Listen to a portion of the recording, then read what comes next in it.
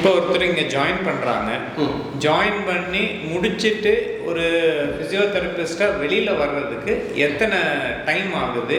அந்த அந்த டைம் 3 வருஷமா 4 வருஷமா எவ்வளோ என்ன எக்ஸாம் எழுதுவாங்க? அவங்களுக்கு இன்டர்ன்ஷிப்ங்கிற ஏதாவது ப்ரோக்ராம் இருக்கா? அதை பற்றி கொஞ்சம் சொல்லுங்களேன். The total duration of course is 4.5 years. First 4 years வந்து அவங்களோட தியரி அண்ட் ப்ராக்டிகல்ஸ், அவங்களோட ஓபிடி போஸ்டிங்ஸ் அந்த மாதிரி இருக்கும்.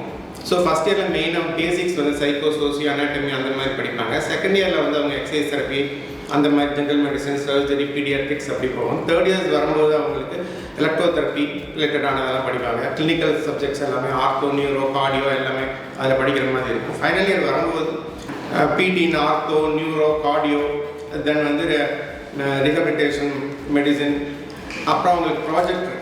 இது முடித்த பிறகு அவங்க பாஸ் பண்ண பிறகு அவங்களோட 6 months இன்டர்ன்ஷிப் பீரியட், அதாவது 180 days வந்து அவங்க ஹாஸ்பிட்டலில் வேரியஸ் டிபார்ட்மெண்ட்ஸில் அவங்க ஒர்க் பண்ணுவாங்க.